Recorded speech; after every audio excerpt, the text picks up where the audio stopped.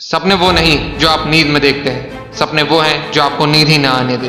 बारिश के दौरान पक्षी छत की तलाश करते हैं, लेकिन बाज बादलों के ऊपर उड़ के बारिश को ही टाल देता है। समस्या समान है, लेकिन आपका नजरिया उसमें अंतर पैदा करता है। ये कुछ लाइंस लिखी थी भारत रत्न डॉक्टर APJ अब्दुल कलाम ने। आज की इस वीडियो में मैं आपको कलाम सर की कुछ ऐसे किस्से सुनाने वाला हूँ, जिससे सुन के दोस्त तेरे सोचने का नजरिया बदल जाएगा और तुम अपने अंदर एक नई एनर्जी फील करोगे। दोस्त, तुम्हें पता है कलाम सर ने शादी क्यों नहीं की? उसका सिर्फ एक रीजन था, और वो रीजन था वो सबसे ज्यादा अपने काम से प्यार करते थे। दोस्त, तुझे जान के हैरानी होगी, जिस दिन उनकी सगाई थी उस दिन भी वो काम में इतने बिजी थे कि वो अपनी सगाई तक भूल गए, और उस दिन उन्होंने शादी ना करने का फैसला कर दिया।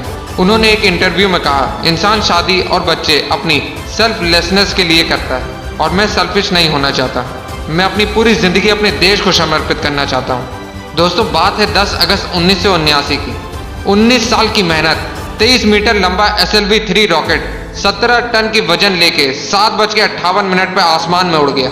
ये रॉकेट 4 स्टेज में था, और ये रॉकेट सिर्फ रॉकेट नहीं था, ये सपना था उन तमाम लोगों का जो इस प्रोजेक्ट में शामिल थे, और इस प्रोजेक्ट के डायरेक्टर थे कलाम सर। वो रॉकेट पहली स्टेज तो पार कर गया, लेकिन दूसरी स्टेज में जाने के बाद रॉकेट ने काम करना बंद कर दिया, और 317 सेकंड के बाद कलाम सर और उनके लोगों का सपना कचरा बन के श्रीहरिकोटा से 560 किलोमीटर दूर समंदर में जा गिरा। दोस्त, क्या हालत हुई होगी उस वक्त कलाम सर और उन बाकी सारे साथियों की, जब उन्होंने 19 साल की मेहनत, उनका सपना कुछ ही सेकंड में समुद्र में कचरा बन के बिखर गया।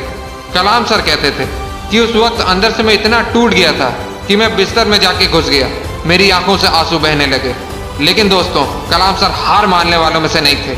वो कहते थे, पहाड़ की चोटी से उतरने से पहाड़ चढ़ने का तजुर्बा नहीं मिलता, जिंदगी पहाड़ के चढ़ानों में मिलती है, चोटी पे नहीं। कलाम सर भी इसी तरह एक एक कदम आगे बढ़ते रहे। और दोस्तों, एक साल के बाद 18 जुलाई 1980 सुबह 8:03 पे हिंदुस्तान का पहला सैटेलाइट रोहिणी अंतरिक्ष की ओर निकल पड़ा, और अगले 2 मिनट के अंदर रोहिणी सैटेलाइट अंतरिक्ष में था। कलाम सर ने बताया कि उन्होंने उस दिन जिंदगी के सबसे अहम पल जिए, क्योंकि उस दिन उनकी 20 साल की मेहनत अंतरिक्ष में थी। दोस्त, उस दिन हमारा देश उन चंद मुल्कों में शामिल हो गया जिसके पास सैटेलाइट लॉन्च करने की ताकत थी। ये सब कुछ हो पाया एक इंसान की मेहनत, उनके नेवर गिव अप एटीट्यूड की बदौलत। दोस्त, जब कलाम सर को राष्ट्रपति चुना गया तो उनका स्वागत जोरों शोरों से किया गया। राष्ट्रपति भवन को बहुत ही खूबसूरत तरीके से सजाया गया, लेकिन ये बहुत कम लोग जानते हैं कि जब कलाम सर वहां पहुंचे तो वो बस 2 सूटकेस लेके वहां पहुंचे। एक सूटकेस में कपड़े और दूसरे सूटकेस में किताबें। इसे कहते हैं किताबों से प्यार। अगर इस वीडियो को कोई स्टूडेंट देख रहा है तो ये बात समझो कि जितना आप किताबों से प्यार करोगे उतना वो किताबें आपको बड़ा बनाती चली जाएंगी। ये किताबें ही थी जिन्होंने कलाम सर को इतना बड़ा बना दिया। दोस्त, मैंने कुछ लाइन पढ़ी थी जो कलाम सर के लिए लिखी गई है।